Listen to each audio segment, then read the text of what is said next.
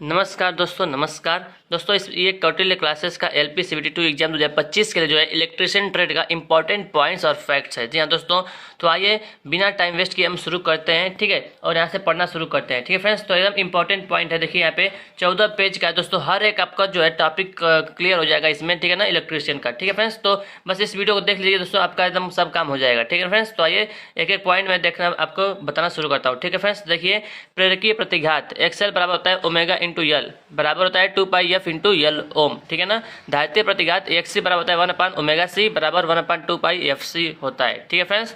देखिए शिखर मान क्या होता है, शिखर मान यानी कि पीक वैल्यू यानी कि अधिकतम मान बटा आरएमएस मान होता है, ठीक है। फार्म फैक्टर बराबर आरएमएस मान अपान औसत मान। दोस्तों एसी का फार्म फैक्टर जो है 1.11 तथा डीसी का फार्म फैक्टर जो है 1 होता है, याद रखिएगा, ठीक है ना। शक्ति दोस्तों देखिए, शक्ति भी कई प्रकार का होता है। पहला है वास्तविक शक्ति। वास्तविक शक्ति दोस्तों P बराबर होता है √3 VL IL cos phi. VL IL क्या है दोस्तों, लाइन वोल्टेज और लाइन करंट है, ठीक है। या √3 VP IP cos phi. VP IP का है फेज वोल्टेज फेज करंट है, ठीक है। मात्रक दोस्तों क्या होता है, वाट होता है। वास्तविक शक्ति का मात्रक वाट होता है। प्रतिघाती शक्ति का दोस्तों क्या होता है, √3 VL IL sin फाई और √3 VP IP sin फाई होता है, ठीक है। उसके बाद देखिए मात्रक क्या होता है, मात्रक होता है वोल्ट एम्पियर रिएक्टिव होता है। वोल्ट एम्पियर रिएक्टिव प्रतिघाती शक्ति का। आभासी शक्ति का दोस्तों देखिए फार्मूला होता है, यस से दर्शाते हैं, √3 VL IL होता है और √3 VP IP होता है, ठीक है। तो ये हो गया दोस्तों हमारा पावर, ठीक है। मात्रक क्या होता है, वोल्ट एम्पियर होता है। आभासी शक्ति का वोल्ट एम्पियर होता है। फ्रेंड्स यहाँ से जो है देखिए वास्तविक शक्ति का पावर जो मात्रा का वाट है, प्रतिघाती शक्ति का वोल्ट एम्पियर रिएक्टिव होता है, आभासी शक्ति का जो है वोल्ट एम्पियर होता है, ठीक है। उसके बाद देखिए पावर फैक्टर शक्ति गुणक क्या होता है, cos फाई बराबर होता है R/Z यानी कि एक्टिव पावर अपान अपरेंट पावर। दोस्तों शक्ति गुणक का मान 0 से 1 के मध्य होता है, ठीक है। शक्ति गुणक इकाई प्रतिरोध भार, ठीक है ना, यानी कि यूनिटी पर जो है, यानी कि अगर रजिस्टिव लोड है तो जो पावर फैक्टर होगा वो इकाई होगा, ठीक है। और यदि इंडक्टिव लोड है, प्रेरकत्व भार है, तो शून्य पश्चगामी होगा, लैगिंग होगा। और अगर कैपेसिटिव भार है यानी कि संधारित्र भार है तो शून्य 0 होगा और लीडिंग होगा, ठीक है, पावर फैक्टर। उसके बाद देखिए अनुनाद परिपथ दोस्तों, अनुनाद परिपथ देखिए एफ नॉट बराबर FR = 1/2 पाई √1/LC होता है। फार्मूला याद रखिएगा, ठीक है ना। यहाँ एफ नॉट या FR ये क्या है, ये रेजोनेंस फ्रीक्वेंसी है या अनुनाद आवृत्ति है, ठीक है ना। ओमेगा नॉट बराबर ओमेगा R = 1/√LC रेडियन प्रति सेकेंड। ओमेगा बराबर होता है 2 पाई एफ, ठीक है। आइए आगे बढ़ते हैं। देखिए अनुनाद की स्थिति में दोस्तों XL बराबर XC होता है, या XL - XC बराबर 0 होता है, या Z बराबर R होता है, याद रखिएगा, ठीक है ना। और शक्ति गुणांक क्या होता है, इकाई होता है अनुनाद की स्थिति में, ठीक है। अनुनाद की स्थिति में दोस्तों प्रतिबाधा न्यूनतम व धारा अधिकतम होता है, याद रखिएगा, प्रतिबाधा न्यूनतम व धारा अधिकतम होता है।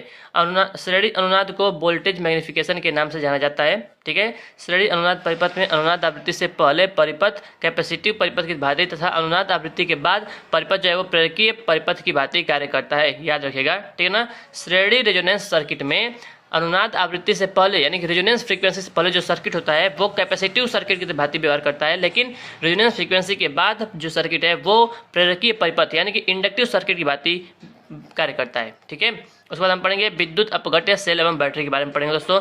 तो सेल क्या करता है, रासायनिक ऊर्जा को विद्युत ऊर्जा में परिवर्तित करता है, ठीक है, उसको हम सेल या बैटरी कहते हैं, ठीक है। बैटरी में प्रयुक्त इलेक्ट्रोलाइट की प्रकृति अम्लीय व अकार्बनिक होता है, ठीक है ना। इसका जो तापमान गुणांक होता है वो ऋणात्मक होता है, निगेटिव होता है। बैटरी की क्षमता दोस्तों एम्पियर हावर में मापी जाती है, एम्पियर घंटे में, ठीक है। बैटरी में प्रयुक्त इलेक्ट्रोलाइट का अपेक्षिक घनत्व हाइड्रोमीटर द्वारा मापा जाता है, हाइड्रोमीटर, ठीक है, अपेक्षिक घनत्व, ठीक है दोस्तों। देखिए यहाँ पे अगर बैटरी जो है पूर्ण चार्ज है, ठीक है, तो उसका अपेक्षित घनत्व का मान 1.25 से 1.28 होता है। और अर्ध पूर्ण चार्ज है, आधा चार्ज है, तो 1.20 से 1.23 होता है। और अगर डिस्चार्ज है तो 1.18 से कम होता है, ठीक है। बैटरी के श्रेणी क्रम में संयोजन द्वारा दोस्तों वोल्टता का मान बढ़ाया जाता है, याद रखिएगा। श्रेणी क्रम यानी हम बैटरी को अगर सीरीज में जोड़ते हैं, ठीक है, तो उससे हम वोल्टेज का मान बढ़ाते हैं, और समांतर क्रम में जोड़ते हैं तो धारा का मान बढ़ाया जाता है, ठीक है। ट्रिकल चार्जिंग क्या होता है दोस्तों, यह एक बैटरी को तरोताजा करने की विधि होती है। इसमें बैटरी को अल्प धारा अधिक समय के लिए जो है दी जाती है, कम धारा अधिक समय के लिए, उसको कहते हैं ट्रिकल चार्जिंग। बकलिंग दोष क्या है, यह दोष मुख्यतः लेड एसिड सेल का है तथा यह दोष बैटरी को अधिक विद्युत धारा की दर से आवेशित व निरावेशित करने के कारण उत्पन्न होता है। यानी कि अगर ज़्यादा हम करंट दे देंगे तो बकलिंग दोष उत्पन्न होता है। बकलिंग दोष के कारण दोस्तों बैटरी की जो प्लेटें होती हैं वो मुड़ जाती हैं, ठीक है। चलिए एक पेज हम लोग खत्म हुआ, आगे देखते हैं फ्रेंड्स, ठीक है। इसमें देखिए लेड एसिड बैटरी को अधिक समय तक उपयोग में नहीं लेने के कारण इसमें सल्फेशन दोष उत्पन्न होता है। याद रखिएगा सल्फेशन। लेड एसिड बैटरी में अशुद्धियों के कारण सेंटिमेंटेशन दोष उत्पन्न होता है। ECE का पूरा नाम विद्युत रासायनिक तुल्यांक है। इसका मात्रक ग्राम प्रति कूलाम होता है। विद्युत लेपन यानी कि इलेक्ट्रोप्लेटिंग में डीसी विद्युत सप्लाई की आवश्यकता होती है। बैटरियों में ध्रुवाच्छादन यानी पोलराइजेशन दोष के निवारण के लिए मैग्नीज डाइऑक्साइड का प्रयोग किया जाता है। ठीक है फ्रेंड्स, उसके बाद देखते हैं आगे। सेल या बैटरी फैराडे के विद्युत अपघटन के नियम पर कार्य करते हैं। याद रखिएगा फ्रेंड्स, फैराडे का विद्युत अपघटन का प्रथम नियम मुक्त हुए पदार्थ की मात्रा इलेक्ट्रोलाइट में से प्रवाहित धारा व समय के गुणनफल के समानुपाती होती है, अर्थात m proportional to I into T, यानी कि m बराबर ZIT। ठीक है फ्रेंड्स, प्राथमिक सेलों में सामान्यतः जो है अनुत्क्रमणीय अभिक्रिया होती है, जबकि द्वितीयक सेल में उत्क्रमणीय अभिक्रिया होती है। यानी दोस्तों जो प्राथमिक सेल होते हैं उनको हम चार्ज नहीं कर सकते हैं। ठीक है ना, चार्ज नहीं, जैसे जो हम लोग जो रिमोट में यूज करते हैं, ठीक है, जो घड़ी में हम लोग सेल यूज करते हैं वो प्राथमिक सेल होता है, उसको हम चार्ज नहीं करते हैं, डिस्चार्ज होने के बाद उसको फेंक देते हैं। ठीक है ना। देखिए सेल कितने प्रकार, देखिए पहला वोल्टाइक सेल, सब प्राथमिक सेल में आते हैं। Voltaic cell, Daniell cell, Leclanche cell, शुष्क सेल और मरकरी सेल, ये सिल्वर ऑक्साइड सेल, ये सब दोस्तों ये किस में आते हैं, ये प्राथमिक सेल में आते हैं। ठीक है ना, प्राथमिक सेल में आते हैं दोस्तों। ठीक है, तो यहाँ से बस आप बस इसका नाम याद रखिएगा, voltaic cell, Daniell cell, Leclanche cell, शुष्क सेल, मरकरी सेल और सिल्वर ऑक्साइड सेल। तो शुष्क सेल वाला दोस्तों याद कर लीजिएगा, शुष्क सेल वाला इंपॉर्टेंट है। इसमें इलेक्ट्रोलाइट क्या होता है, NH4Cl ZnCl2 प्लस POP होता है। ठीक है, और उसके बाद दोस्तों एनोड जो है कॉपर से यानी कि कार्बन से बना होता है एनोड, और कैथोड जिंक से बना होता है। जो EMF होता है इसका 1.4 से 1.5 वोल्ट होता है। ठीक है ना। और शुष्क सेल को हम कार्बन जिंक सेल भी कहते हैं। इसका उपयोग टॉर्च, टेलीफोन, कैमरा, विद्युत घड़ी, दीवार घड़ी, खिलौने, रेडियो इत्यादि में किया जाता है। ठीक है फ्रेंड्स, मरकरी सेल को हम बटन सेल भी कहते हैं दोस्तों। इसका उपयोग जो कलाई, घड़ी, पॉकेट, कैलकुलेटर में किया, जो आपने पतला सा देखा होता है, पतला का सेल आता होगा दोस्तों, पतला का, ठीक है ना, तो पतला रहता है, थोड़ा सा मतलब सर्किल टाइप का रहता है, तो मरकरी सेल होता है। ठीक है ना, उसमें जो इलेक्ट्रोलाइट होता है वो KOH होता है। ठीक है ना फ्रेंड्स, तो ये थोड़ा सा इंपॉर्टेंट है दोनों। ठीक है ना, उसके बाद हम आगे बढ़ते हैं फ्रेंड्स। दोस्तों याद रखिएगा सिल्वर ऑक्साइड सेल का जो जीवन काल होता है वो सर्वाधिक होता है। इसका EMF जो है 2.5 वोल्ट से 3.6 वोल्ट तक होता है। इसका उपयोग मोबाइल व बैटरी, लैपटॉप बैटरी में किया जाता है, सिल्वर ऑक्साइड सेल का। ठीक है, अब देखिए द्वितीयक सेल कौन कौन से हैं दोस्तों। द्वितीयक सेल जिसको हम चार्ज करके यूज करते हैं, दोबारा यूज करते हैं, तो लेड एसिड सेल है, इलेक्ट्रोलाइट H2SO4 होता है। ठीक है, एनोड और कैथोड, देखिए एनोड जो है चार्जिंग के समय PbO2 होता है, डिस्चार्जिंग के समय PbSO4 होता है। ठीक है, कैथोड स्पंजी Pb होता है और PbSO4 होता है डिस्चार्जिंग में। ठीक है, जो लेड एसिड सेल का EMF होता है 2.2 वोल्ट होता है। ठीक है, उसके बाद निकिल आयरन सेल है, निकिल कैडमियम सेल है, सिल्वर जिंक सेल है। ठीक है दोस्तों, बस आपको लेड एसिड बैटरी वाला ध्यान रखना है, इंपॉर्टेंट है। ठीक है, उसके बाद आगे बढ़ते हैं फ्रेंड्स। तो यहाँ पर हमारा ये कंप्लीट हो गया। आइए अब इसको देखते हैं। देखिए चुंबकत्व के बारे में देखेंगे, चुंबकत्व के बारे में। ठीक है, चुंबक में चुंबकीय बल रेखाएं सदैव बंद वक्र का निर्माण करती हैं, याद रखिएगा, तथा इसकी दिशा N पोल से S पोल की तरफ होता है। ठीक है ना, नॉर्थ पोल से साउथ पोल की तरफ। लेकिन दोस्तों चुंबक के अंदर जो है साउथ पोल से N पोल की साउथ से नॉर्थ होता है, लेकिन चुंबक के बाहर नॉर्थ से साउथ होता है, याद रखिएगा। ठीक, चुंबक में चुंबकीय सामर्थ्य का मान अधिकतम पोलों पर तथा न्यूनतम मध्य में होता है। ठीक है ना, एक चुंबक को स्वतंत्रता पूर्वक लटकाने पर वह उत्तर दक्षिण दिशा में ठहरता है, याद रखिएगा, ये तो सबको पता होगा। चुंबकीय पदार्थों का वर्गीकरण देखते हैं दोस्तों।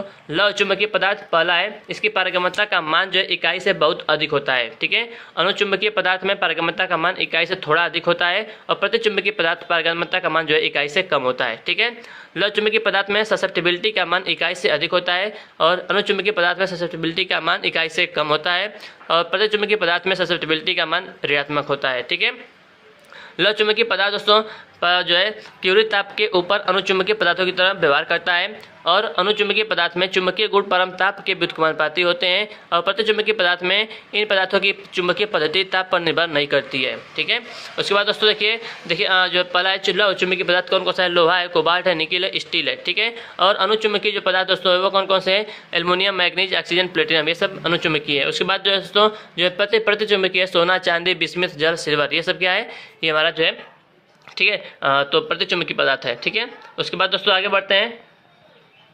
ये चुंबकीय शब्दावली है और ये ऊपर ये BH वक्र है, इसको देख लेते हैं, BH वक्र को देख लेते हैं फ्रेंड्स। देखिए यह जो है वक्र है चुंबकीय फ्लक्स घनत्व तथा चुंबकीय क्षेत्र तीव्रता के मध्य बनता है। इसका क्षेत्रफल दोस्तों जो है वो शैथिल्य हानि यानी कि हिस्टेसिस हानि को प्रदर्शित करता है। यहाँ पर आप देख सकते हैं फ्रेंड्स। ठीक है, तो आप ऊपर देखिए सैचुरेशन पॉइंट है। ठीक है, जो यहाँ से जो O से C है, ओ से सी वो अवशिष्ट चुंबकत्व बताता है, ठीक है। और जो ओडी है दोस्तों, ओडी है वो निग्रायता यानी कि रिटेंटिविटी फोर्स को बताता है, ठीक है। जहाँ पर जो ई पॉइंट है वो सिचुएशन पॉइंट है, ठीक है ना। तो याद रखिएगा ओसी जो है वो अवशिष्ट चुंबकत्व है और ओडी जो है वो निग्रायता है, ठीक है। उसके बाद देखते हैं फ्रेंड्स, यहाँ पे ये भी इंपॉर्टेंट है, ठीक है। देखिए चुंबकीय शब्दावली है एमएमएफ चुंबकीय वाहक बल। तो सूत्र क्या होता है, एमएमएफ बराबर होता है एन आई, मात्रक होता है एम्पियर टर्न, ठीक है। विद्युत शब्दावली है विद्युतीय वाहक बल। तथ्य दोस्तों सीजीएस मात्रक गिलबर्ट होता है, ठीक है ना। ईएमएफ का सीजीएस मात्रक क्या होता है इसका सीजीएस मात्रक गिलबर्ट होता है, ठीक है। इसका एम्पियर टर्न का, एमएमएफ का।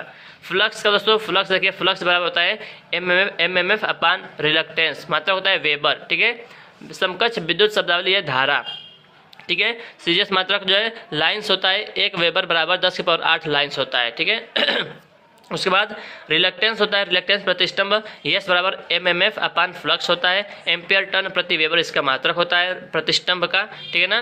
रिलक्टेंस का मात्रक होता है एम्पियर टर्न प्रति वेबर। इसका जो है प्रतिरोध होता है, ठीक है ना। विद्युत में बात करें तो इसका देखिए प्रतिष्ठंभ का अन्य मात्रक प्रति हेनरी होता है। एम्पियर टर्न प्रति वेबर भी होता है और हेनरी भी होता है, ठीक है ना।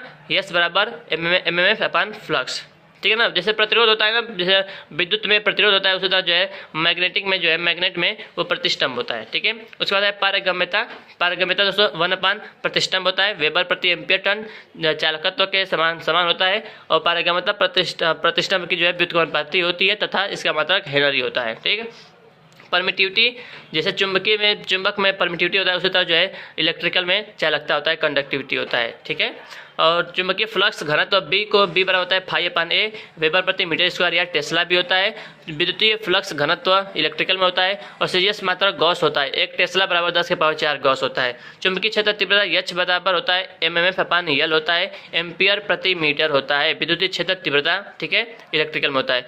रिलेक्टिविटी दोस्तों 1 अपान पारगम्यता होता है और इलेक्ट्रिकल में प्रतिरोधकता होता है, ठीक है। उसके बाद आगे बढ़ते हैं फ्रेंड्स, प्रत्यावर्तक पढ़ेंगे, प्रत्यावर्तक, ठीक है। प्रत्यावर्तक यानी कि अल्टरनेटर, अल्टरनेटर को कहते हैं डीसी जनरेटर। डीसी क्या बोलते नहीं, डीसी जनरेटर ये बोलते हैं, ठीक है ना। हाँ, एक होता है एसी जनरेटर, एक डीसी जनरेटर, नहीं एसी जनरेटर इसको बोलते हैं, सिंक्रोनस जनरेटर बोलते हैं इसको, ठीक है ना। प्रत्यावर्तक को, अल्टरनेटर को सिंक्रोनस जनरेटर बोलते हैं, ठीक है।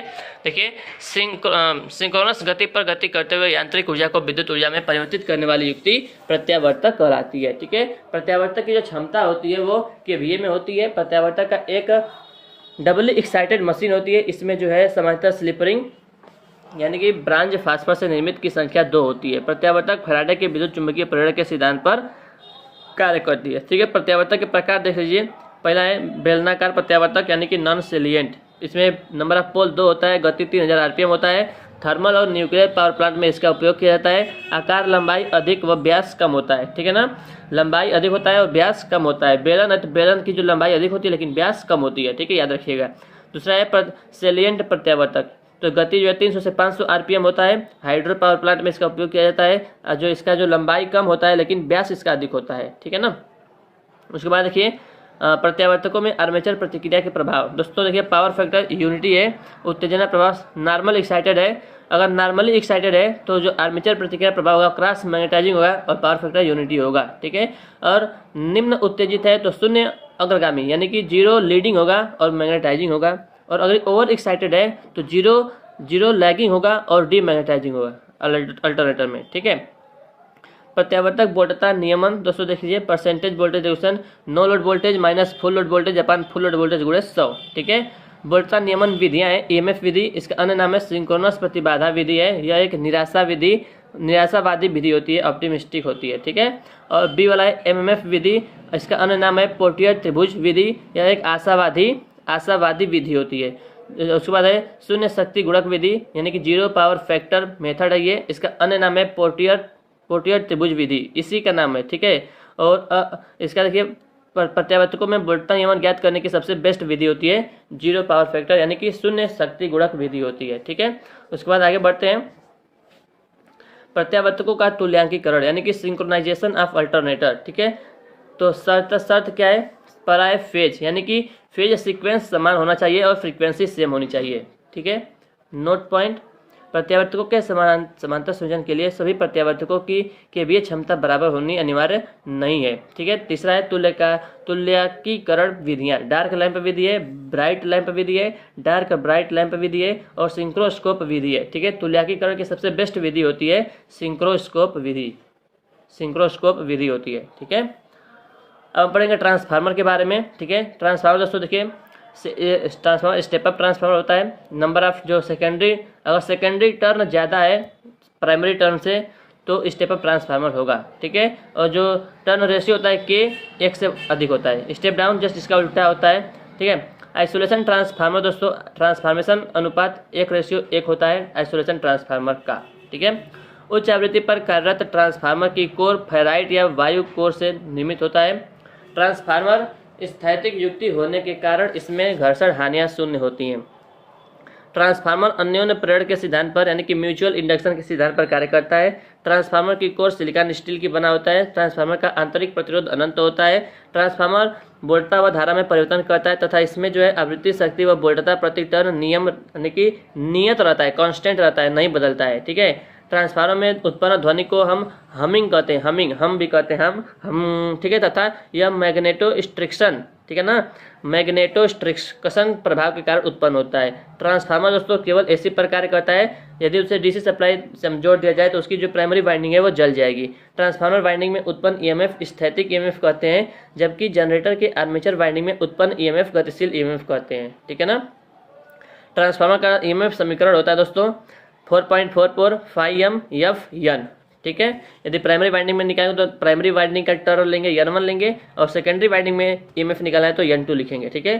ट्रांसफार्मर में मुख्य फ्लक्स जो है यानी कि लिंकेज फ्लक्स का मान सप्लाई व फ्रीक्वेंसी पर डिपेंड करता है, जबकि लीकेज फ्लक्स का जो है भार धारा पर निर्भर करता है। ठीक है।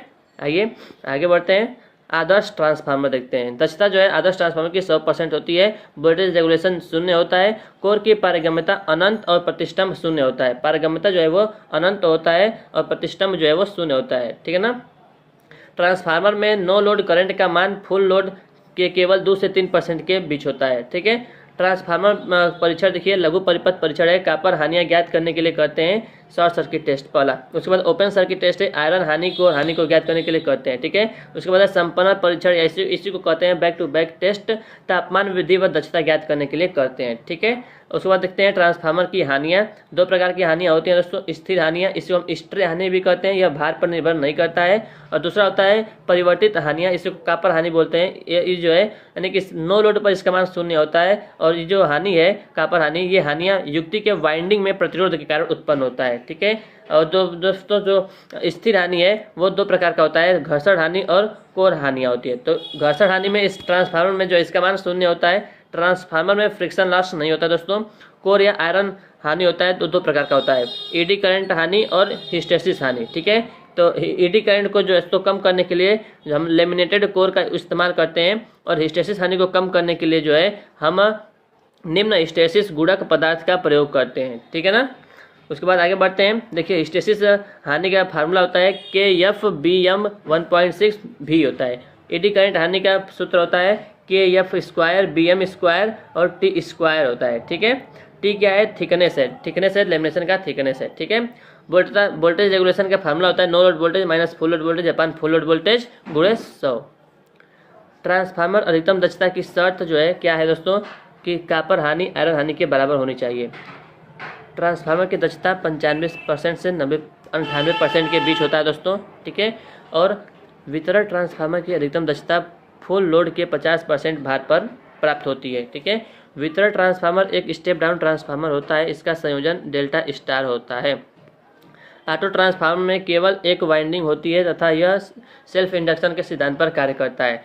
और धारा ट्रांसफार्मर एक स्टेप अप ट्रांसफार्मर होता है तथा इसका उपयोग हाई वोल्टेज लाइनों में धारा मापने के लिए करते हैं। ठीक है फ्रेंड्स, तो इसको भी याद रखिएगा। ठीक है। आगे बढ़ते हैं। धारा ट्रांसफार्मर की द्वितीयक वाइंडिंग को कभी खुला नहीं रखा जाता है क्योंकि दोस्तों करंट बहुत हाई होता है। ठीक है।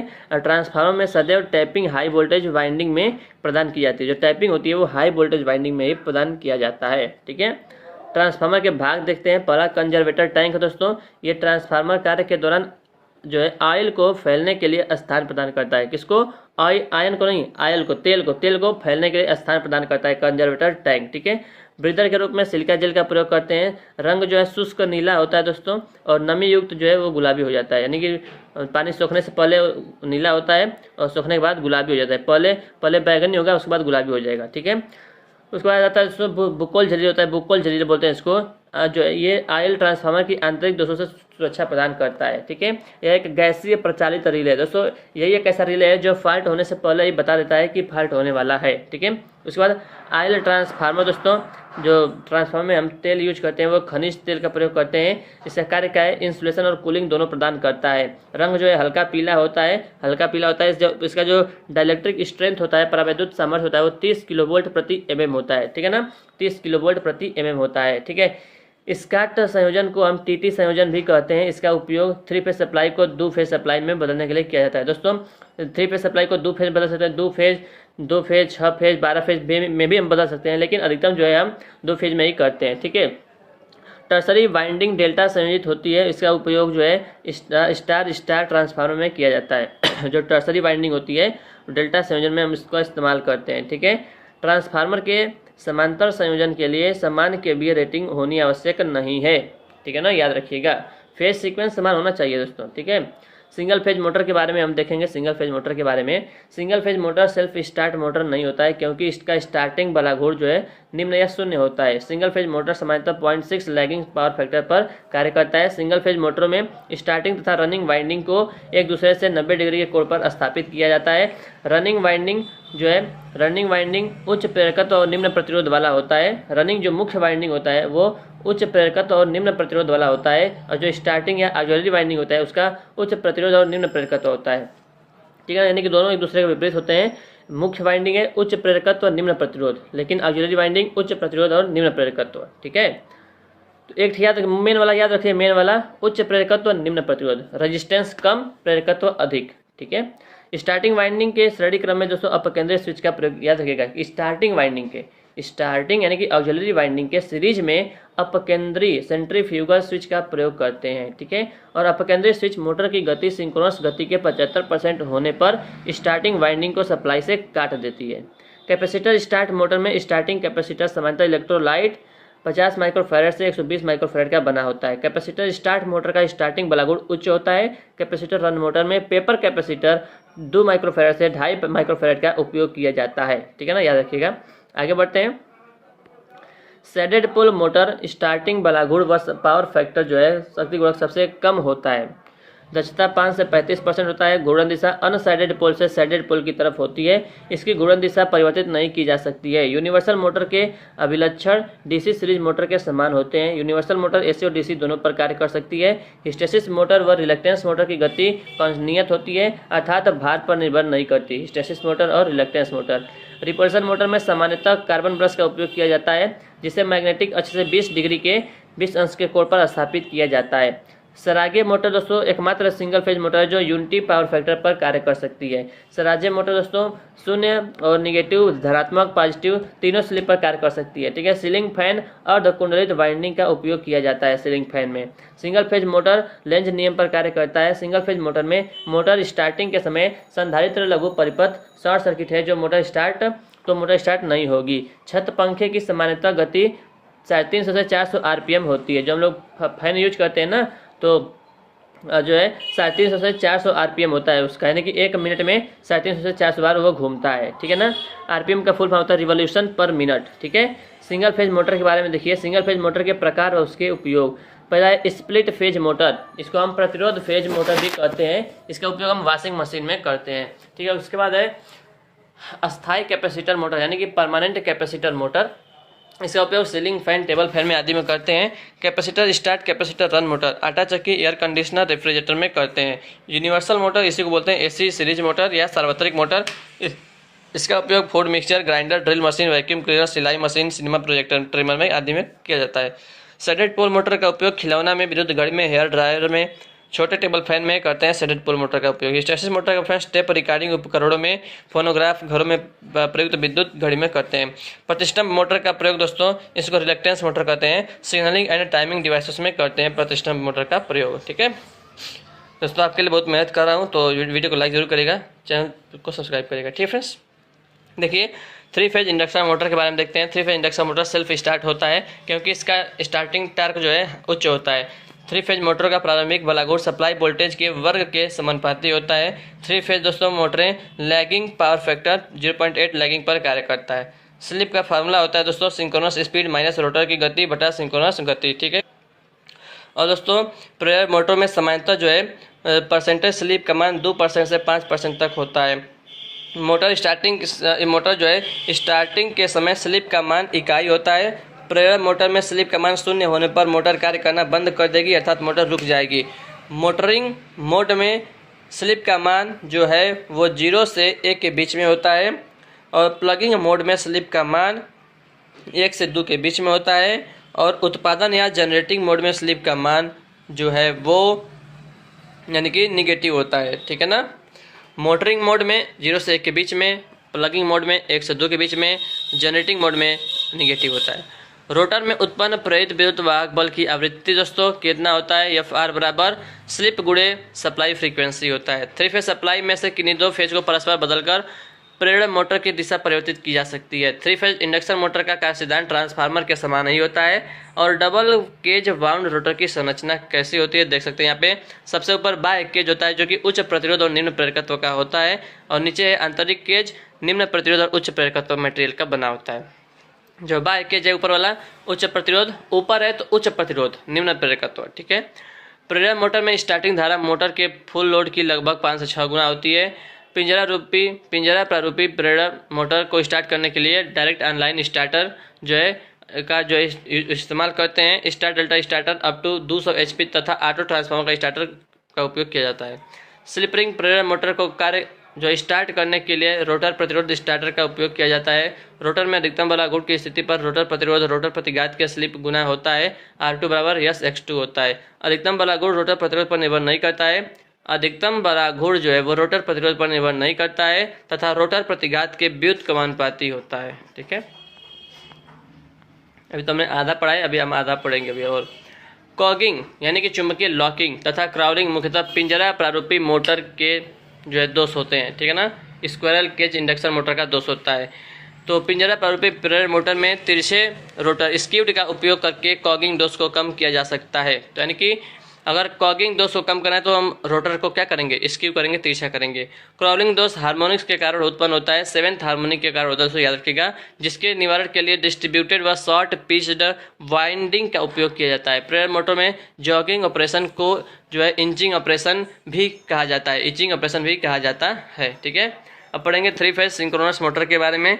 ये मोटर सेल्फ स्टार्ट नहीं होता है। 3 phase synchronous motor self start नहीं होता है। इसका स्टार्टिंग टार्क 0 होता है। इसमें रोटर की गति सिंक्रोनस गति के बराबर होने के कारण जो है स्लिप का मान 0 होता है। सिंक्रोनस गति चुंबकीय क्षेत्र की गति को कहते हैं। NS बराबर होता है 120 F/P होता है। ठीक है, यह एक डबली एक्साइटेड मशीन होता है। स्टेटर पे AC सप्लाई देते हैं, रोटर को DC सप्लाई दिया जाता है। ठीक है, तुल्यांकी मोटर का मुख्य दोष हंटिंग होता है। यह भार के उतार चढ़ाव के कारण उत्पन्न होता है। यह एक नियत गति मोटर होती है, अर्थात इसकी गति भार पर निर्भर नहीं करती है। तुल्यांकी मोटर में हंटिंग दोष के निवारण के लिए डैम्पर वाइंडिंग का प्रयोग करते हैं। ठीक है, एक होता है V कर्व। V कर्व दोस्तों आर्मेचर धारा और फील्ड धारा के मध्य बनाया जाता है। एक होता है इन्वर्टेड V कर्व होता है, उल्टा V कर्व, जो कि पावर फैक्टर और फील्ड धारा के बीच में बनाया जाता है। यह एकमात्र मोटर है जो यूनिटी, लीडिंग और लैगिंग तीनों पावर फैक्टर पर कार्य कर सकता है। आर्मेचर प्रतिक्रिया के प्रभाव देखिए दोस्तों, सामान्य उत्तेजित है तो क्रॉस मैग्नेटाइजिंग इफेक्ट होगा और यूनिटी पावर फैक्टर होगा। जीरो लीडिंग है दोस्तों, जीरो लीडिंग है तो अति ओवर एक्साइटेड होगा और मैग्नेटाइजिंग होगा। ठीक है, निम्न उत्तेजित है तो शून्य पश्चगामी होगा, डीमैग्नेटाइजिंग इफेक्ट होगा। ठीक है, आगे बढ़ते हैं। विद्युत मापक यंत्र देखते हैं। प्रतिरोध मापन। तो प्रतिरोध, निम्न प्रतिरोध का मापन दोस्तों, निम्न प्रतिरोध 1 ओम से कम को बोलते हैं। निम्न प्रतिरोध को मापने के लिए केल्विन डबल ब्रिज और पोटेंशियोमीटर का उपयोग करते हैं। ठीक है ना, और पोटेंशियोमीटर में 3 टर्मिनल होते हैं। मध्यम प्रतिरोध का परास 1 ओम से 100 किलो ओम होता है, यानी 0.1 मेगा ओम भी कर सकते हैं। मध्यम प्रतिरोध मापन की सबसे बेस्ट विधि है व्हीटस्टोन ब्रिज विधि है। ठीक है ना, उच्च प्रतिरोध इंसुलेशन प्रतिरोध को मापने के लिए मेगर का इस्तेमाल किया जाता है। मेगर होता है लॉस ऑफ चार्ज मेथड होता है दोस्तों। ठीक है ना, ओम मीटर होता है, तो ये सब होता है। ठीक है, मेगा ओम मेथड तो होता है। प्रेरकों तो संधारित्र आवृत्ति व अन्य प्रेरण मापन। तो निम्न गुणवत्ता कुंडली का प्रेरकत्व मापन के लिए एंडरसन ब्रिज का प्रयोग करते हैं। मध्यम गुणवत्ता कुंडली का प्रेरकत्व मापन के लिए मैक्सवेल ब्रिज का उपयोग करते हैं। उच्च गुणवत्ता कुंडली का प्रेरकत्व मापन के लिए दोस्तों हम हे ब्रिज का प्रयोग करते हैं। परिवर्तित प्रेरकत्व को मापने के लिए ओवंस ब्रिज का उपयोग किया जाता है। संधारित्र व अपव्यय कारक को मापने के लिए शेरिंग ब्रिज का उपयोग किया जाता है। आवृत्ति को मापने के लिए विन्स ब्रिज का उपयोग किया जाता है। अपव्यय कारक को जो है 10 डेल से प्रदर्शित किया जाता है। क्यू मीटर जो है सीरीज रेजोनेंस के सिद्धांत पर कार्य करती है, ठीक है। और अन्योन्य प्रेरण को मापने के लिए हैवी साइड कंपेबल ब्रिज का जो है हम प्रयोग करते हैं, ठीक है। त्रुटि पढ़ेंगे। त्रुटि मापित मान तथा वास्तविक मान के अंतर को त्रुटि कहते हैं। प्रतिशत त्रुटि का सूत्र है मापित मान माइनस वास्तविक मान बटा वास्तविक यानी मापित मान गुणे 100 होता है। सापेक्ष सीमित त्रुटि ज्ञात करने का सूत्र है प्रतिशत यथार्थता गुणे फुल पैमाना बटा मापित मान। मापन यंत्रों में त्रुटियां मुख्यतः सकल यथाक्रम यानी कि ग्रॉस सिस्टमेटिक और रैंडम प्रकार की होती हैं। तो पैरेलक्स एरर एक मानवीय प्रकार की त्रुटि होती है। लंबन त्रुटि एक मानवीय प्रकार की त्रुटि होती है, ठीक है ना। मापन यंत्र शब्दावली सुग्राह्यता संवेदनशीलता का मात्रक ओम प्रति वोल्ट या प्रति एम्पियर होता है। याद रखिएगा, सुग्राह्यता या संवेदनशीलता सेंसिटिविटी का मात्रक ओम प्रति वोल्ट होता है। ओम प्रति वोल्ट होता है या प्रति एम्पियर भी होता है। मापन यंत्रों में बलागुण मुख्यतः विक्षेपण नियंत्रण तथा अवमंदक प्रकार के होते हैं। पहला देखिए विक्षेपण बलागुण यानी कि डिफ्लेक्शन टार्क प्रारंभिक बलागुण होता है ये, ठीक है। इसका मान मापित राशि पर निर्भर करता है। जब विक्षेपण बलागुण है वो प्रारंभिक बलागुण होता है, ठीक है ना, स्टार्टिंग टार्क होता है, ठीक। उसके बाद है कंट्रोलिंग टार्क विक्षेपण बलागुण के विपरीत कार्य करने वाला बलागुण होता है। विक्षेपण बलागुण के विपरीत कार्य करने वाला होता है नियंत्रण बलागुण, ठीक है। उसके बाद है स्प्रिंग नियंत्रण बलागुण। इसका उपयोग ऊर्ध्वाधर तथा क्षैतिज दोनों प्रकार के रखे जाने वाले उपकरणों में किया जा सकता है। इसमें स्प्रिंग फास्फर ब्रांच का बना होता है। गुरुत्वीय नियंत्रण बलागुण में इसका उपयोग केवल ऊर्ध्वाधर रखा जाने वाला उपकरणों में किया जाता है। तीसरा है अवमंदक बलागुण। संकेतन में से कंपन को दूर करने के लिए डैम्पिंग टार्क का हम प्रयोग करते हैं। भंवर धारा अवमंदक प्रणाली सबसे बेस्ट अवमंदक प्रणाली होती है। इसका उपयोग केवल पीएमएमसी व प्रेरण ऊर्जा मीटर में किया जाता है।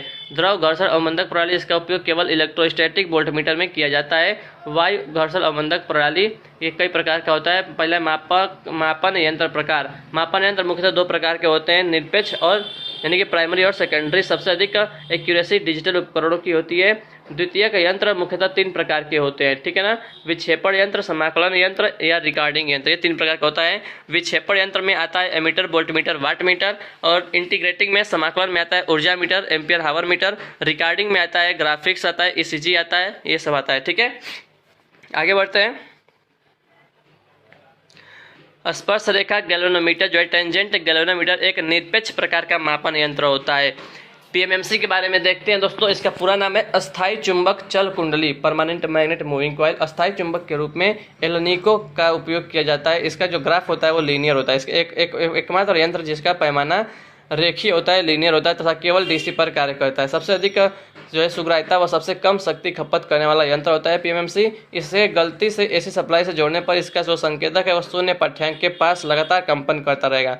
इसमें भंवर धारा अवमंदक प्रणाली प्रयोग में लाया जाता है। एमीटर के बारे में देखते हैं। एमीटर परिपथ में धारा मापने वाला यंत्र है। इसे सदैव परिपथ में श्रेणी क्रम में जो है जोड़ा जाता है। एमीटर का आंतरिक प्रतिरोध निम्न होता है। आदर्श एमीटर का आंतरिक प्रतिरोध 0 होता है, 0 होता है, ठीक है। एमीटर का प्रयास बढ़ाने के लिए एमीटर के समांतर में शंट जो है शंट प्रतिरोध जोड़ते हैं जिसका मान जो है कम होता है, ठीक है ना। निम्न प्रयास का प्रतिरोध होता है जो मुख्यतः मैग्नीन का बना होता है, ठीक है ना।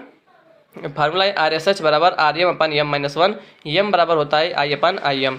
गैल्वेनोमीटर को अमीटर में बदलने के लिए गैल्वेनोमीटर के समांतर क्रम में निम्न मान का प्रतिरोध जोड़ा जाता है, ठीक है। वोल्टमीटर जो परिपथ में वोल्टता का मापन करता है। परिपथ में सदैव समांतर क्रम में जोड़ा जाता है। वोल्टमीटर का आंतरिक प्रतिरोध उच्च होता है तथा आदर्श वोल्टमीटर का आंतरिक प्रतिरोध अनंत होता है। वोल्टमीटर का प्रयास बढ़ाने के लिए वोल्टमीटर के श्रेणी क्रम में उच्च मान का प्रतिरोध मल्टीप्लायर जिसको बोलते हैं वो जोड़ा जाता है। ये मैग्नीन का बना होता है। RSC बराबर सीरीज रेजिस्टेंस बराबर Rm × m-1। m बराबर V/Vm होता है। गैल्वेनोमीटर को वोल्टमीटर में बदलने के लिए गैल्वेनोमीटर के श्रेणी क्रम में मल्टीप्लायर संयोजित किया जाता है, जोड़ा जाता है, ठीक है। आगे बढ़ते हैं। Note point. वोल्टेज स्रोत का आंतरिक प्रतिरोध निम्न या शून्य तथा धारा स्रोत का आंतरिक प्रतिरोध उच्च या अनंत होता है, ठीक है। ओम मीटर देखते हैं। परिपथ की सत्यता मापने वाला यंत्र है। कंटिन्यूटी मापने वाला है ओम मीटर। शंट ओम मीटर दोस्तों, इसमें शून्य बाईं तरफ तथा अनंत दाईं तरफ होता है, याद रखिएगा शंट ओम मीटर। ठीक है, तो शंट ओम मीटर में इसमें जो है जीरो जो है वो बाईं तरफ होता है और अनंत जो है दाईं तरफ होता है। ठीक है, सीरीज ओम मीटर में जो है इसमें जो है अनंत बाईं तरफ होता है और शून्य जो है वो दाईं तरफ होता है। ठीक है, उसके बाद हम देखते हैं प्रेरण ऊर्जा मीटर, केवल एसी पर कार्य करता है, भंवर धारा अवमंदक प्रणाली प्रयोग में ली जाती है इसमें। ठीक है, प्रेरण ऊर्जा मीटर का जो प्रेशर कुंडली होता है वो उच्च प्रेरकत्व वाली होती है और प्रेरण ऊर्जा मीटर का मीटर नियतांक का मात्रक घूर्णन प्रति किलोवाट आवर होता है। ठीक है, क्रीपिंग तथा फेज त्रुटि ऊर्जा मीटर के मुख्य दोष होते हैं। क्रीपिंग दोष निवारण के लिए एल्युमिनियम डिस्क पर विपरीत दिशा में 2 छिद्र किए जाते हैं। फेज त्रुटि से निवारण के लिए कॉपर शेडिंग का रिंग का प्रयोग किया जाता है। ठीक है, मेगर क्या होता है, मेगर के बारे में देखते हैं। इंसुलेशन रेजिस्टेंस को मापने वाला यंत्र होता है, हाई रेजिस्टेंस को मापने वाला। मेगर बराबर DC shunt generator plus series ohmmeter लगा होता है। मेगर में डीसी जनरेटर की गति 160 आरपीएम 140 से 160 के बीच में होता है। इसमें इंसुलेशन प्रतिरोध को फेज व अर्थ के मध्य संयोजित किया जाता है। इंसुलेशन प्रतिरोध में दोष होने पर मेगर 0 पाठ्यांक देता है। ठीक है, और मेगर में जो है नियंत्रण बलागुड़ के लिए स्प्रिंग के स्थान पर कॉइल का प्रयोग किया जाता है। ठीक, आगे बढ़ते हैं। तापीय यंत्र देखते हैं, एसी और डीसी दोनों पर कार्य करता है। ठीक है, उच्च आवृत्ति पर निम्न परास की धारा को मापने वाला यंत्र होता है। तापीय यंत्र 2 प्रकार का होता है, थर्मोकपल और हॉट वायर यंत्र होता है। थर्मोकपल का सिद्धांत है सीबेक प्रभाव।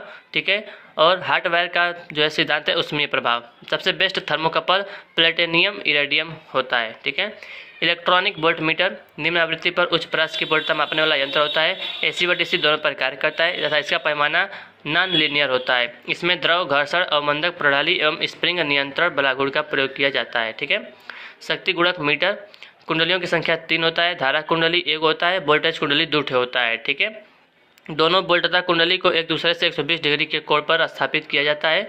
इसमें बाह्य नियंत्रण बलागुड़ की आवश्यकता नहीं होती है। ठीक है, वाट मीटर यह सदैव औसत शक्ति मापता है, एवरेज पावर मापता है। इसकी बोल्ट तथा कुंडली उच्च प्रतिरोध जो है की प्रकृति की होती है। इसमें अधिकतम विक्षेपण जो है 300 डिग्री तक हो सकता है। मल्टीमीटर इसका अन्य नाम है बहुमापी एवियोमीटर। परिपथ में बोल्ट धारा प्रतिरोध को मापने वाला यंत्र है। यह एसी और डीसी दोनों पर कार्य कर सकता है। उसके बाद है ये टंग टेस्टर बोलते हैं इसको, अन्य नाम क्लैंप ऑन मीटर है।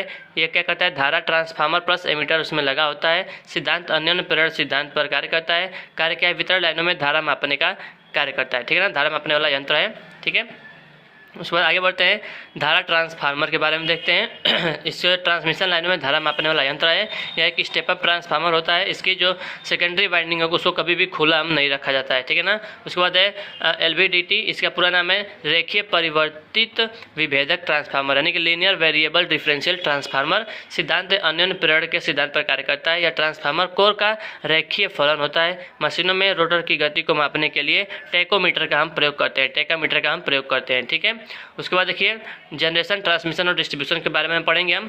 तो उत्पादन सदैव एसी में होता है। उत्पादन की मानक आवृत्ति भारत में 50 हर्ट्ज ±3% तथा यूएसए में 60 हर्ट्ज होता है। ठीक है ना, मानक उत्पादन वोल्टेज 11 किलो वोल्ट व अधिकतम उत्पादन वोल्टेज 33 किलो वोल्ट होता है। जो पारेषण व वितरण मुख्यतः ओवरहेड चालकों के द्वारा होता है तथा इसके ऊपर किसी प्रकार का इंसुलेशन नहीं होता है। ओवरहेड चालक देते हैं, ओवरहेड चालक SCSR से निर्मित होता है। SCSR का फुल फॉर्म है एल्युमिनियम कंडक्टर स्टील रेनफोर्स्ड होता है। एल्युमिनियम चालकों की यांत्रिक सामर्थ्य बढ़ाने के लिए स्टील का प्रयोग किया जाता है। इसका आकार केल्विन नियमानुसार लिया जाता है। ट्रांसमिशन के बारे में पढ़ते हैं। तो ट्रांसमिशन लाइनों में हानियों को कम करने के लिए ट्रांसमिशन सदैव हाई वोल्टेज पर किया जाता है, क्योंकि हाई वोल्टेज पर पावर लॉस जो है वोल्टेज के स्क्वायर के इनवर्सली प्रोपोर्शनल होता है। यानी कि वोल्टेज बढ़ाएंगे तो पावर लॉस कम होता है। ट्रांसमिशन लाइनों को धारा वहन क्षमता करंट कैरिंग कैपेसिटी के अनुसार बनाया जाता है। ट्रांसमिशन दोस्तों, primary transmission voltage 765 kV, 400 kV, 220 kV, 132 kV होता है और secondary transmission voltage 66 kV, 33 kV होता है। ठीक है, उसके बाद भारत में अधिकतम जो ट्रांसमिशन वोल्टेज है 765 किलो वोल्ट है। ट्रांसमिशन वोल्टेज सदैव लाइन से लाइन RMS वोल्टेज होता है। लाइन वोल्टेज 2 फेजों के मध्य के वोल्टेज को कहते हैं और फेज वोल्टेज लाइन और एक न्यूट्रल के बीच के मध्य वोल्टेज को फेज वोल्टेज कहते हैं। ठीक है, डिस्ट्रीब्यूशन जो है डिस्ट्रीब्यूशन लाइनों को वोल्टेज ड्रॉप के अनुसार जो है निर्मित किया जाता है और उपभोक्ता सिरे पर या लो वोल्टेज लाइन ±6% होता है, मीडियम वोल्टेज में ±9% होता है, एक्स्ट्रा हाई वोल्टेज लाइन में 12.5% होता है। डिस्ट्रीब्यूशन लाइनों को डिस्ट्रीब्यूटर कहते हैं तथा एक वितरक फीडर व सर्विस लाइन को आपस में जोड़ता है, ठीक है ना। जो डिस्ट्रीब्यूटर होता है वो फीडर और सर्विस लाइन को आपस में जोड़ता है।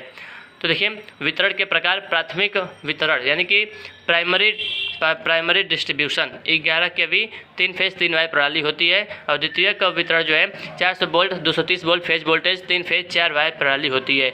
सर्विस लाइन वितरक तथा उपभोक्ता मीटर को आपस में संयोजित करता है। फीडर जो है GSS तथा वितरक को आपस में संयोजित करता है। जनरेटिंग स्टेशन और डिस्ट्रीब्यूटर को आपस में जोड़ता है, ठीक है ना। जो फीडर होता है वो जनरेटिंग स्टेशन को डिस्ट्रीब्यूटर से आपस में जोड़ता है, ठीक है। बस बार क्या होता है? बस बार दोस्तों एल्युमिनियम का बना होता है। बस बार पर जो है वास्तविक शक्ति, प्रतिघाती शक्ति, वोल्टेज तथा शक्ति कोण के मान होते हैं। बस बार 3 प्रकार की होती है दोस्तों, ठीक है। पहला है वोल्टेज नियंत्रित बस बार, ठीक है। वे बस बार जिस पर P तथा V तो ज्ञात होते हैं तथा Q और जो डेल है वो अज्ञात होता है, उसे हम PV बस बार कहते हैं, वोल्टेज नियंत्रण जो है बस बार कहते हैं। दूसरा है लोड बस बार होता है, इसमें P और Q ज्ञात होता है, V और डेल अज्ञात होता है, ठीक है ना। पहला जो वोल्टेज वाला था उसमें P और V ज्ञात रहता है, और इसमें लोड बस में PQ ज्ञात रहता है, और स्विंग बस बार में जो है V और डेल ज्ञात होता है, P और Q अज्ञात होता है, ठीक है। उसके बाद एनर्जी सोर्स देखते हैं। ऊर्जा स्रोत, परंपरागत ऊर्जा स्रोत में कौन कौन आता है? कोयला, यूरेनियम, पेट्रोलियम पदार्थ व प्राकृतिक गैसेस आते हैं परंपरागत ऊर्जा स्रोत में। गैर परंपरागत ऊर्जा स्रोत में सूर्य, हवा, प्राकृतिक ऊर्जा स्रोत, बायोगैस, ज्वारीय ऊर्जा, भूतापीय ऊर्जा आते हैं। गैर परंपरागत ऊर्जा स्रोत सामान्यतः पर्यावरण प्रदूषण से मुक्त होते हैं, ठीक है। आगे बढ़ते हैं। थर्मल पावर प्लांट देखते हैं इसके बारे में।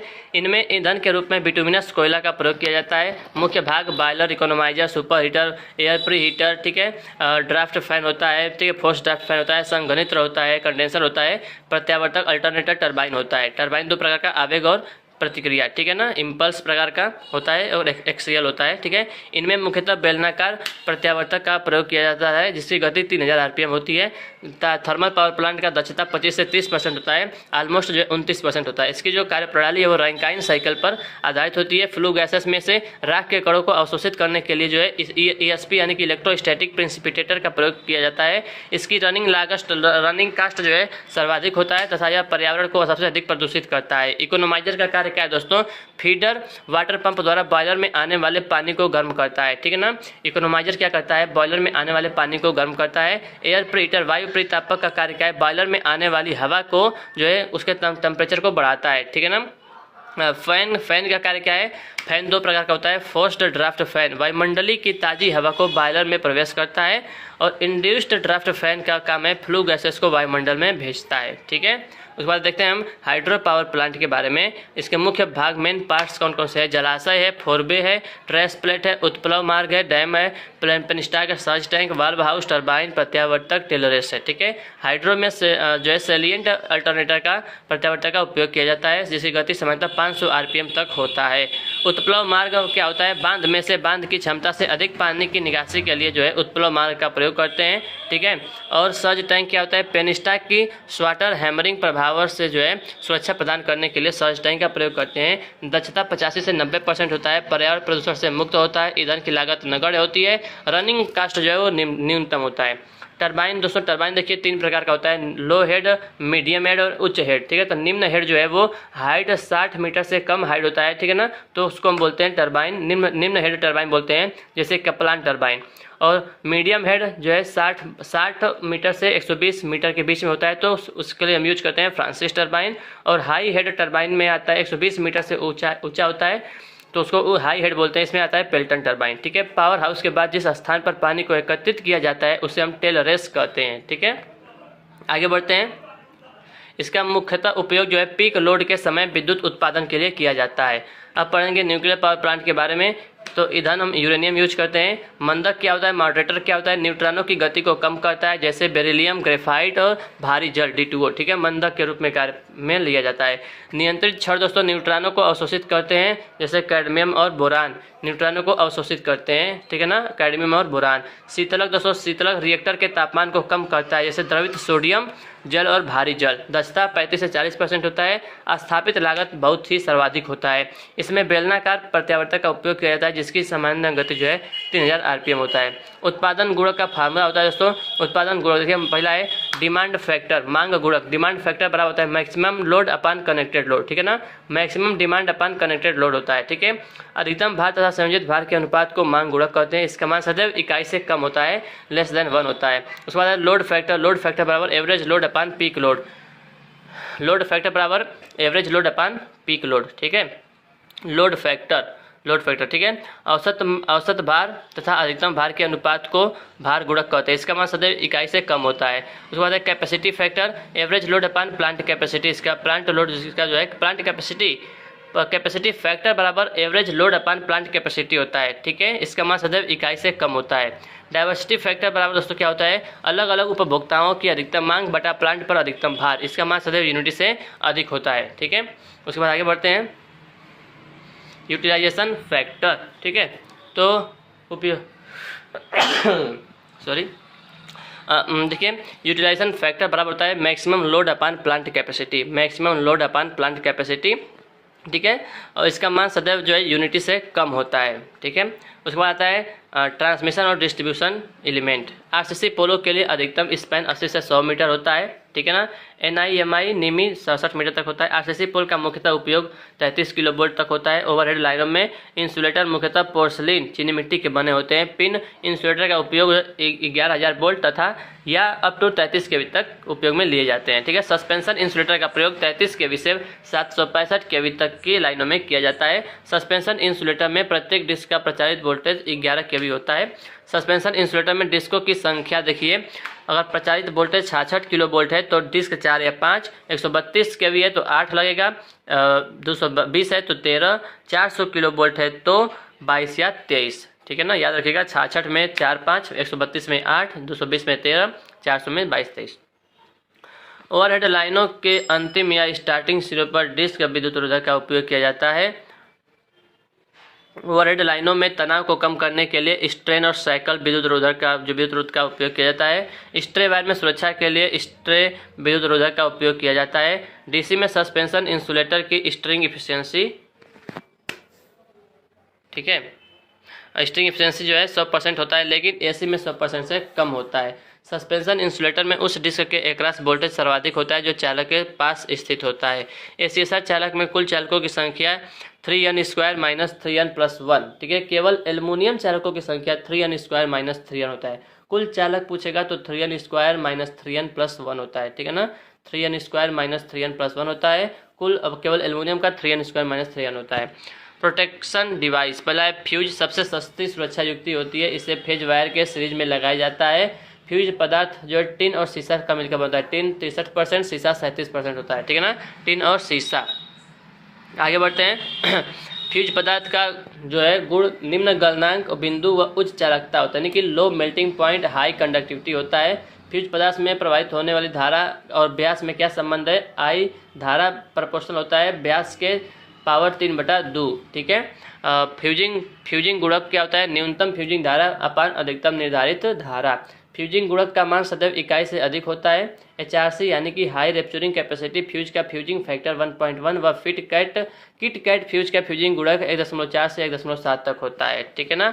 सबसे उच्च गुणवत्ता वाला फ्यूज HRC फ्यूज होता है। MCB के बारे में देखिए, इसका पूरा नाम है मिनिएचर सर्किट ब्रेकर। इसका जो है कोई भी भाग मरम्मत योग्य नहीं होता है।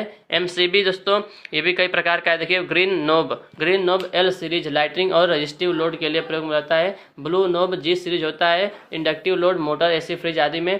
ब्लैक नोब DC सर्किट में। रेड नोब आइसोलेटर के रूप में प्रयोग किया जाता है। फुल फॉर्म देखिए, MCCB का होता है moulded case circuit breaker, ELCB का अर्थ लीकेज सर्किट ब्रेकर, RCCB का रेजिडुअल करंट सर्किट ब्रेकर होता है, BCB का वैक्यूम सर्किट ब्रेकर होता है, ठीक है। रिले के बारे में देखते हैं। रिले विद्युत प्रणाली में आने वाले फॉल्ट को सेंस करने के वाली युक्ति होता है, ठीक है। सेंस करके ये सर्किट ब्रेकर को ट्रिप करता है, ठीक है। बुकोल रिले दोस्तों ये ऑयल ट्रांसफार्मर की सुरक्षा प्रदान करता है, गैसीय प्रचारित रिले होता है। थर्मल रिले दोस्तों मोटर की ओवरलोड से सुरक्षा प्रदान करता है, थर्मल रिले। ट्रांसलेट रिले दोस्तों फीडर की सुरक्षा के लिए उपयोग करते हैं, ट्रांसलेट रिले फीडर की सुरक्षा के लिए। डिस्टेंस रिले दोस्तों ओवरहेड लाइनों की सुरक्षा के लिए करते हैं। प्रतिघात रिले यानी कि रिएक्टेंस रिले कम दूरी की लाइनों में के लिए करते हैं। प्रतिबाधा इंपीडेंस रिले मध्यम दूरी की लाइनों के लिए करते हैं। महो या एडमिटेंस रिले लंबी दूरी लाइनों के लिए सुरक्षा के लिए प्रयोग करते हैं, ठीक है। और उसके बाद सर्किट ब्रेकर के बारे में देखते हैं। सर्किट ब्रेकर की क्षमता MVA में होती है। मेकिंग क्षमता बराबर 2.55 ब्रेकिंग क्षमता होता है। ग्रामीण विद्युतीकरण में निर्वात प्रतिरोध वियोजक यानी VCB का उपयोग किया जाता है। Extra high voltage up to 220 kV, ठीक है। वह पुनरावर्ती कार्यों के लिए एयर ब्लास्ट सर्किट ब्रेकर का प्रयोग किया जाता है। धारा chopping air blast circuit breaker का मुख्य दोष होता है धारा चोपिंग के निवारण के लिए परिपथ के वियोजक के संपर्क में समांतर क्रम में एक प्रतिरोध संयोजित किया जाता है, ठीक है ना। R बराबर 1/2 एयर ब्लास्ट सर्किट ब्रेकर में दबाव जो है 20 से 30 किलोग्राम प्रति वर्ग सेंटीमीटर होता है। एक्स्ट्रा हाई वोल्टेज 33 kV से 765 kV लाइनों में सुरक्षा के लिए SF6 सर्किट ब्रेकर का उपयोग किया जाता है। SF6 गैस की डाइलेक्ट्रिक स्ट्रेंथ 75 से 90 किलोवोल्ट प्रति mm होता है और SF6 गैस का दबाव 2 से 5 kg प्रति वर्ग सेंटीमीटर होता है। आइसोलेटर क्या होता है? आइसोलेटर के बारे में देखते हैं। ये मानव प्रचारित सुरक्षा युक्ति होता है। यह केवल नो लोड पर कार्य करता है। यह आवेशित धारा से उपकरणों की सुरक्षा प्रदान करता है, ठीक है। अब देखेंगे हम पारिश्रमिक ट्रांसमिशन और डिस्ट्रीब्यूशन का प्रभाव देखेंगे। फेरांटी प्रभाव क्या होता है? तो दोस्तों अगर जो है उपभोक्ता सिरे का वोल्टेज उत्पादन सिरे के वोल्टेज से अधिक होता है तो उसको हम फेरांटी प्रभाव कहते हैं, ठीक है ना। यह नो लोड पर उत्पन्न होता है और यह प्रभाव संधारित्र के कारण मध्यम तथा लंबी दूरी लाइनों में उत्पन्न होता है, ठीक है ना। यह प्रभाव शॉर्ट ट्रांसमिशन लाइन में उत्पन्न नहीं होता है। इसका निवारण क्या है? इसके निवारण के लिए लोड सिरे पर शंट प्रेरक यानी कि शंट इंडक्टर का प्रयोग किया जाता है, ठीक है। एक होता है स्किन इफेक्ट, इससे मत कहते हैं त्वचीय प्रभाव। ऐसी चालकों की सतह पर विद्युत धारा के गैर समान यानी कि अनइक्वल वितरण को त्वचीय प्रभाव कहते हैं। इस प्रभाव के कारण चालकों की सतह पर धारा घनत्व अधिक होता है। यह प्रभाव मुख्यतः आवृत्ति, चालक की मोटाई, चालक की चुंबकशीलता पर प्रकृति पर निर्भर करता है। RSC बराबर 1.5 RDC होता है, ठीक है। आगे बढ़ते हैं।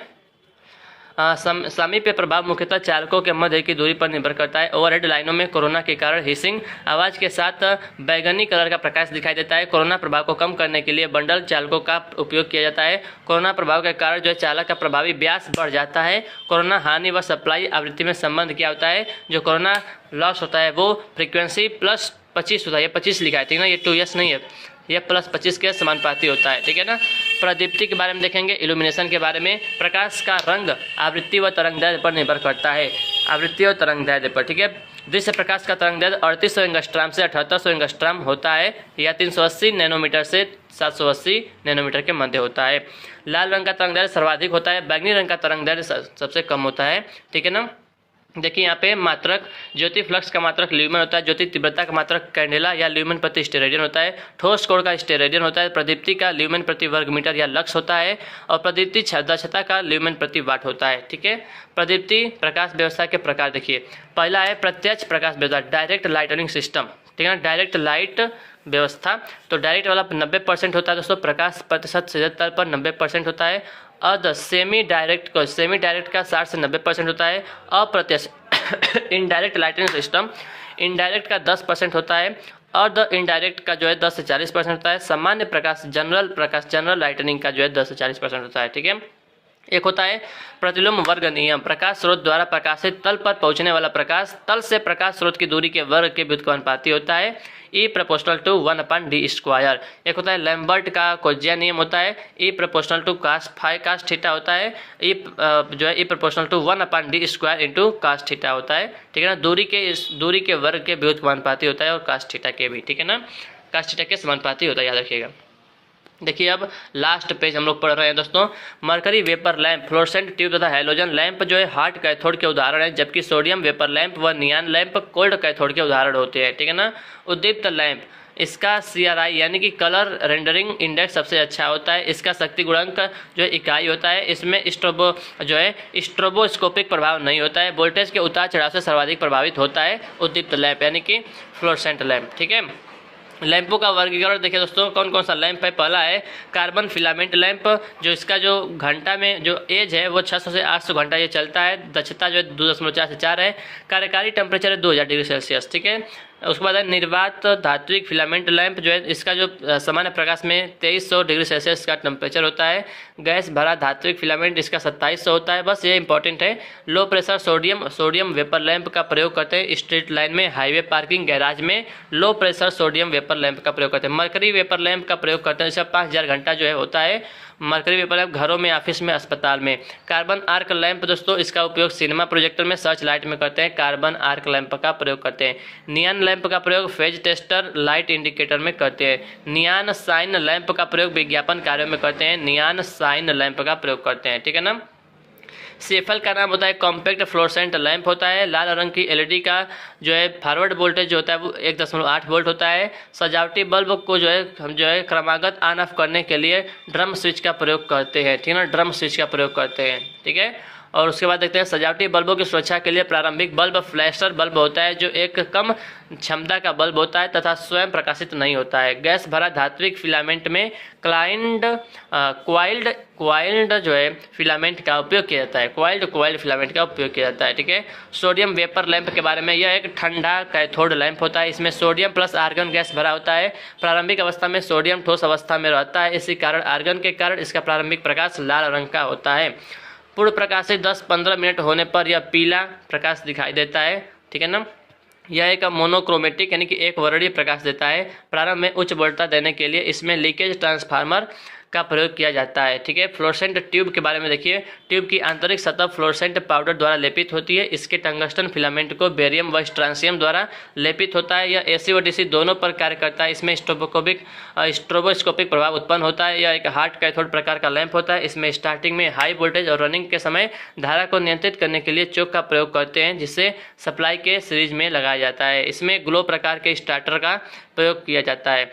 फ्लोरेसेंट ट्यूब का रंग देखिए दोस्तों, यहाँ पर देखिए फ्लोरेसेंट ट्यूब के प्रकाश का रंग जो है मुख्यतः फ्लोरेसेंट पदार्थ पर निर्भर करता है। अगर पदार्थ जो है कैल्शियम टंगस्टन है तो नीला होगा, मैग्नीशियम टंगस्टन है तो नीला सफ़ेद होगा, जिंक सिलिकेट है तो हरा होगा, जिंक बेरिलियम है तो सिलिकेट है तो पीला गुलाबी होगा, कैडमियम सिलिकेट है तो पीला गुलाबी होगा, कैडमियम बोरेट है तो गुलाबी होगा, ठीक है। तो ये पूरा हमने 14 पेज 1 घंटे में पूरा समाप्त कर दिया फ्रेंड्स इसको, ठीक है फ्रेंड्स। तो इतना अगर आपने पढ़ लिया दोस्तों तो समझिए कि आपका ट्रेड तो पार हो ही जाएगा, ठीक है ना फ्रेंड्स। यहाँ से नहीं हो तो और कहाँ से आएगा फ्रेंड्स, ठीक है फ्रेंड्स। तो ये पीडीएफ जो है क्वार्टरली क्लासेस का है, तो इनका बहुत बहुत धन्यवाद ये पीडीएफ प्रोवाइड कराने के लिए फ्रेंड्स, ठीक है। तो इस वीडियो पसंद वीडियो को लाइक करिएगा, चैनल पर नए चैनल को सब्सक्राइब करिएगा, ठीक है दोस्तों। मिलते हैं आपसे नेक्स्ट वीडियो में, तब तक के लिए जय हिंद, जय भारत, वंदे मातरम।